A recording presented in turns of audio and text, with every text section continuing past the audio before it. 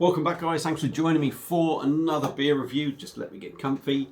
Right, we are heading off to Belgium, and this is a beer I've had sitting here for a long time. It's one I've been wanting to do for ages as well, and the reason I haven't is because I've never had the glass, pretty much.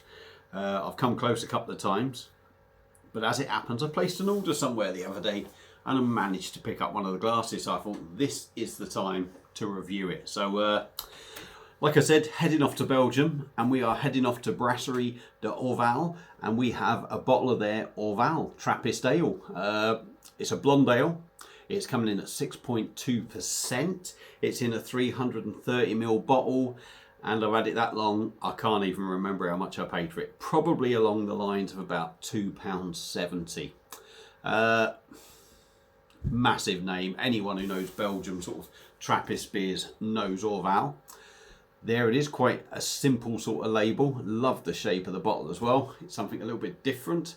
And there we go with the old bottle cap. I'll try and get that there. Orval Trappist Ale, so you can see.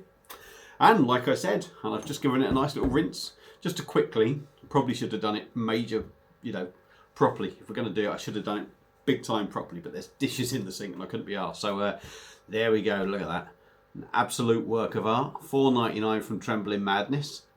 So yeah, the bottle's here, the glass is here.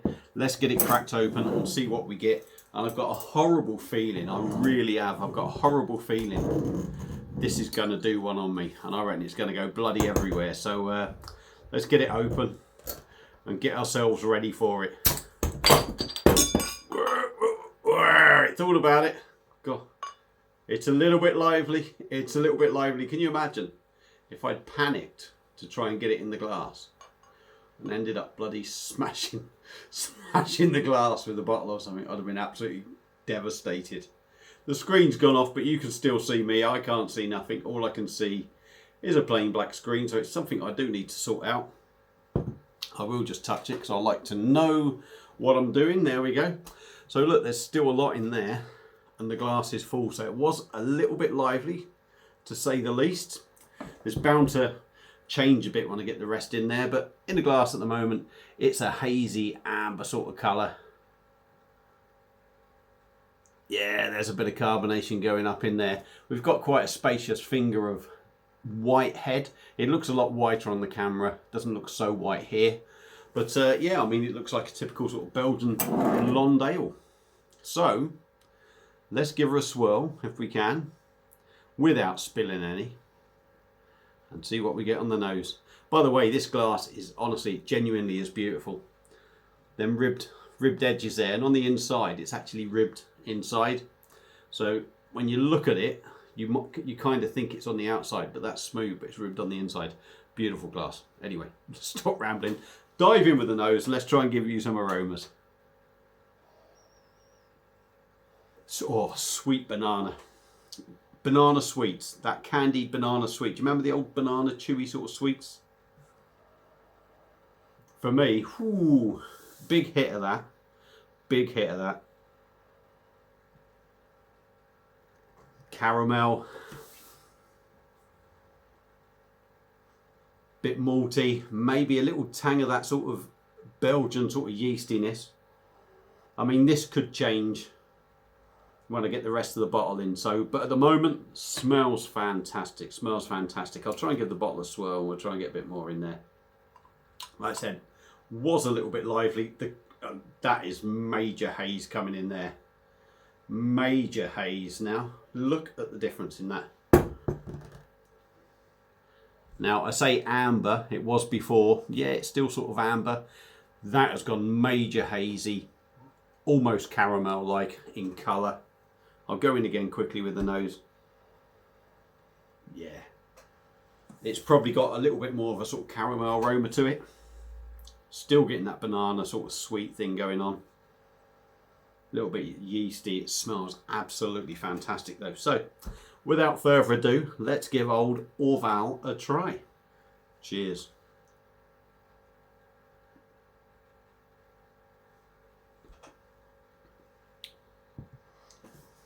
Okay, I said on the nose initially there was a little bit of a yeasty thing going on.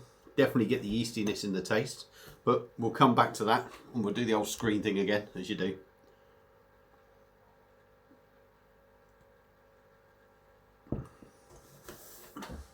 Quite light on body. I'm not going to say really light. 6.2%. I mean, yeah. Let's be honest, it is a good body actually. It's a nice body, but it's just not really sort of airy. But like I say, it's 6%. You're not going to get anything majorly heavy. Decent body on it. Quite well carbonated. It's a typical sort of Belgian carbonation in this beer. Lots of small bubbles. But quite busy in the mouth.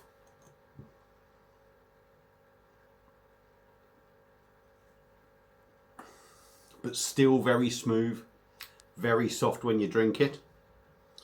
I'm going to try and get this a little bit of a swill, mix up some of the flavours.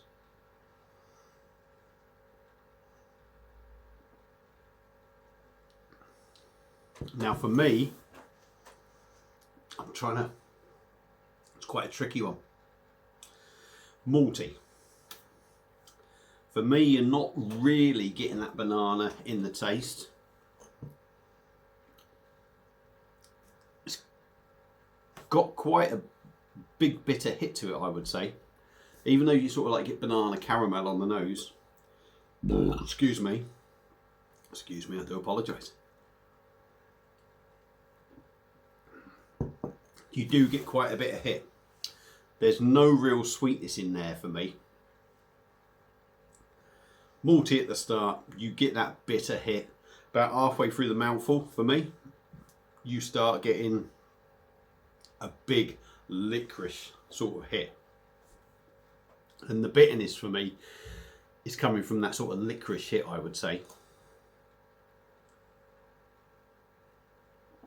Or it feels like it is. Yeah, it's quite bitter on the back end.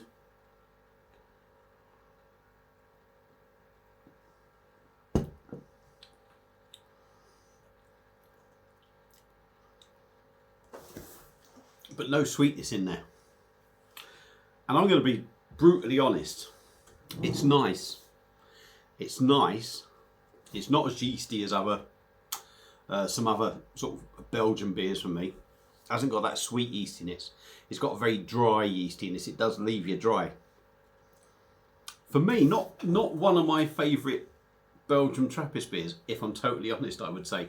I was hoping from the aroma there would be a lovely sweet edge. But for me, it's you get that maltiness at the start, but there's no sweet edge in it. It's all sort of like bitter, very licorice sort of thing, maybe even sort of treacle like. Now I don't mind a little bit of that, but for me there's not enough sweetness in there to balance this out. So I've got to be totally honest and say I'm a tad disappointed with it, if I'm totally honest. So I spent $4.99 on a glass. There's a good chance I may not well buy another Orval, but yeah, I mean, yeah, I would have just liked a bit more sweetness in there to balance it out a bit. I just find it a little bit bitter, a little bit sort of, like I say, that licorice sort of treacle kind of thing going on in there, I would say. But there's going to be a lot of people out there that love it. It's not a bad beer, don't get me wrong. Like I say, beautiful mouthfeel, carbonation's nice, everything's nice. Bit too bitter though for me. So yeah, Orval, I'm quite surprised actually. Was hoping it would be that little bit better. But for me, it's a little bit just not up my street, I'm going to say. I don't want to say it's a shit beer because Trappist beers aren't shit beers. They're proper decent beers. This one just isn't up my street, if I'm totally honest. So yeah, would I recommend it? Down to personal taste. You've got to give it a go. It's a Belgian beer. If you've had it before, let me know what you think. Feel free to comment. That's it for this one. No more tonight. Monday tomorrow. We're all back at it. So thank you all for watching. Feel free to subscribe if you want to, like and share and all that malarkey. And I will see you again soon on another beer review. And incidentally, before we go, there will be another video up tomorrow. So keep an eye out for that one. Cheers.